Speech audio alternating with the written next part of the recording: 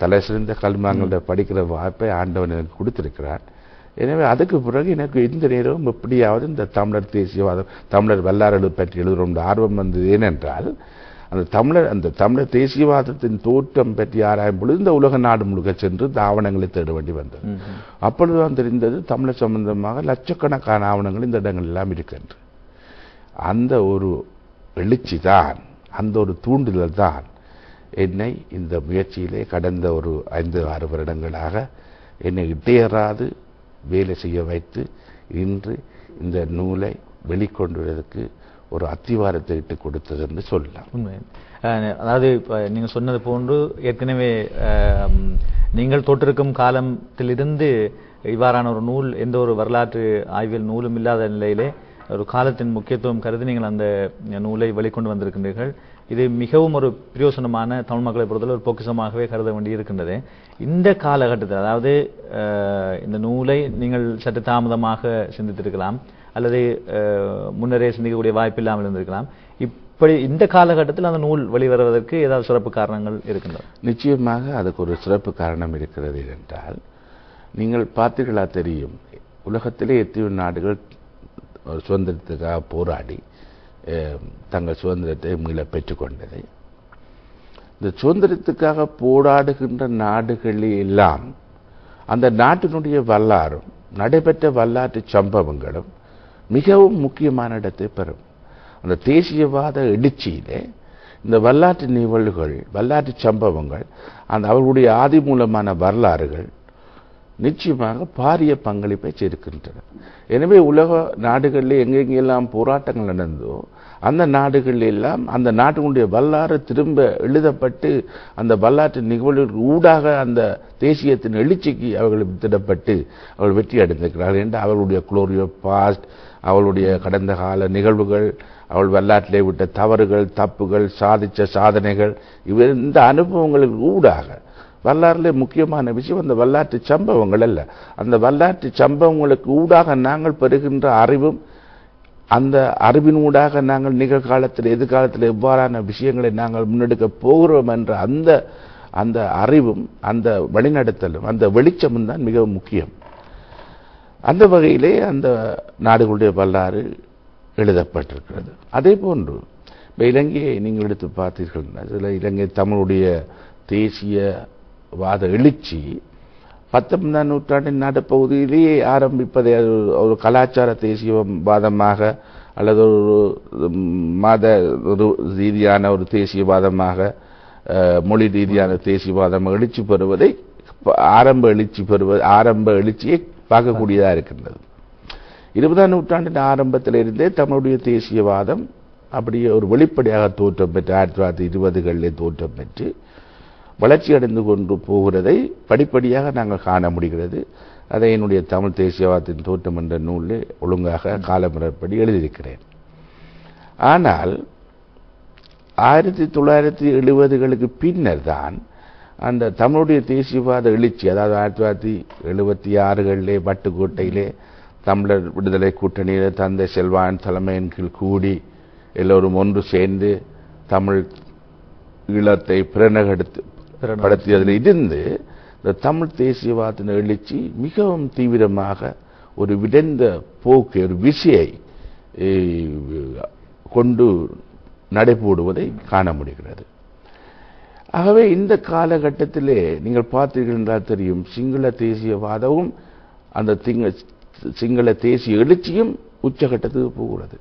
அந்த சிங்கள தேசிய எழுச்சியிலே பார்த்தீர்கள் என்றால் தெரியும், அந்த அவர்களுடைய தங்களுடைய வரலாற்று நிகழ்வுகளை, தங்களுடைய வரலாற்று சம்பவங்களை, வரலாற்று சாதனைகளை முன்னிறுத்தி தங்களுடைய தேசியவாத எழுச்சியை மக்கள் மத்தியிலே பூத்துவதை காண முடிகிறது. அவையில் நீங்கள் பார்த்தீங்கன்னா தெரியும், துட்டகாமணி படை, அந்த படை, இந்த படை, கஜபாகு படை, அப்படி எடுத்து படைகளை அவள் அங்கே தோற்றுவித்து அந்த சரித்திரத்தின் ஊடாக அவள் அதை கொண்டு போறதை காண முடிகிறது. அவர்களுக்கு ஒரு வரலாறு தொடர்ச்சியாக அங்கே இருக்கிறது.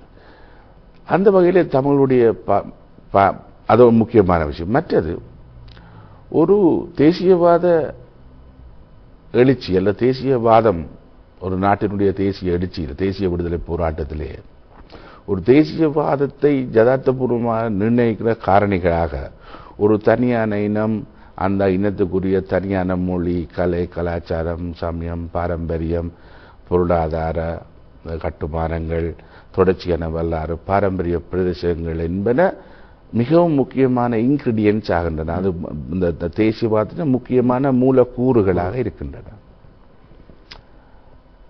அவைகள் எல்லாம் எங்களுக்கு இருக்கின்றன, அந்த மண்ணிலே அவைகள் எல்லாம் எங்களுக்கு இருக்கின்றன.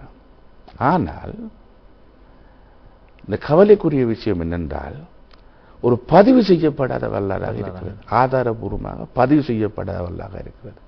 ஆரம்பத்திலே தமிழர் பற்றி எழுதப்பட்ட யாழ்ப்பாண மாலை, கைலா மாலை போன்ற அந்த ஆரம்ப கால நூல்களை பார்த்தீர்கள் என்றால், கூடுதலாக வாய்மொழியாக வந்த கட்டுக்கதைகளையும் தென்னிந்திய கதைகளையும் பின்பற்றி, அல்லது சிங்க பாலி சமஸ்கிருத கதைகளையும் பின்பற்றி ஒரு குலைத்து ஒரு தெளிவில்லாத ஒரு தன்மையை கொண்டதாக நம்பகத்தன்மையில் கொண்டிருக்கின்றன. எனவே பின்னர் வருகின்ற 18ஆம் 19ஆம் நூற்றாண்டிலே வருகின்ற நூல்களை பார்த்தாலும் அதை ஒரு வரலாற்று நூல்களாக கூடுதலாக கொள்ளும் அளவிற்கு ஒரு அதிகாரப்பூர்வமாக அந்த வரலாறு எழுதப்படவில்லை. அந்த எழுதப்பட்ட அந்த 18ஆம் 19ஆம் நூற்றாண்டு வரலாறுகளெல்லாம் நீங்கள் பார்த்தீங்கன்றால், குறிப்பாக யாழ்ப்பாண ராச்சியத்தை மையப்படுத்தி அல்லது யாழ்ப்பாண குடாநாட்டை மையப்படுத்திய வரலாறு இருக்கு. தமிழக வரலாறு அப்படி இருக்கக்கூடாது.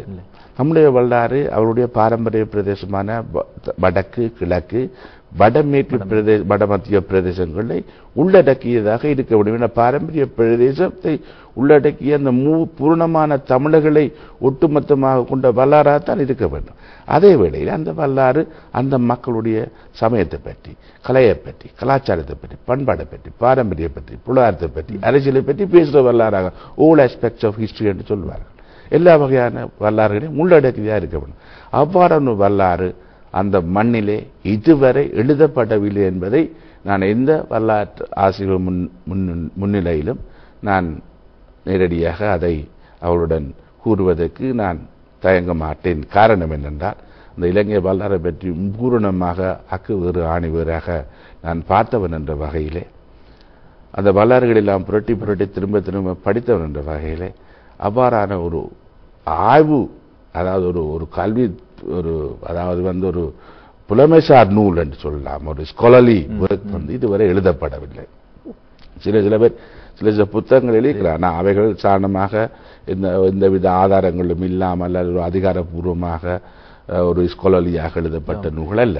அந்த வகையிலே இந்த நூல் ஒரு முழுமையான தமிழுடைய வரலாற்றை கூறுகின்ற ஒரு நூலாக முதல் வெளிவந்திருக்கிறது என்பதை அதாவது இந்த முழுமையான வரலாறை கொண்டது என்பதுக்கு அப்பாலே நீங்கள் அந்த ஆவணங்களுடன் அந்த வரலாற்றை சொல்ல வந்திருப்பதுதான் இன்னும் அதுக்கு வலி சேர்ப்பதாக இருக்கின்றது. இப்போ நீங்கள் சொன்னீர்கள், இந்த வடமத்திய அல்லது வடமேற்கு மாகாணம் எல்லாம் தமிழர்களுடைய ஆட்சி மையங்களாக இருந்தன என்று சொல்லி, அனுராதபுரத்தில் எல்லாளும் மன்னன் ஆண்டது என்று சொன்னீர்கள். அதே நேரத்திலே காலத்திலே சிங்கள தரப்பு தங்களுடைய வரலாற்றை அல்லது தங்களுடைய தேசியத்தை நிறுவுவதற்கு அல்லது தேசியத்தை நிலைநாட்டுவதற்கு எப்படியான சம்பவங்களை அல்லது எப்படியான முயற்சிகளை மேற்கொள்கின்றார்கள் சொன்னீர்கள்.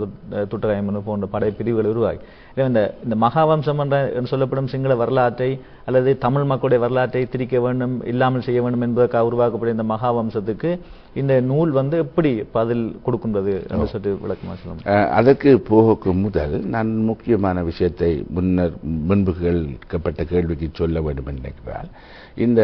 நான் ஏற்கனவே கூறிய மாதிரி இந்த எல்லா விதமான விழுமியங்களும், தேசியவாத விழுமியங்களும் எங்களுக்கு இருந்த போதிலும் அதை அதிகாரபூர்வமாக சொல்லக்கூடிய ஒரு வரலாற்று ரீதியான பதிவு எங்களுக்கு அத்தியாவசியமாகின்றது. அந்த பதிவு செய்யப்பட்ட ஒரு வரலாறு, அதுவும் ஆதாரபூர்வமாக எழுதப்பட்ட வரலாறு எங்களுக்கு தேவைப்பட்டது.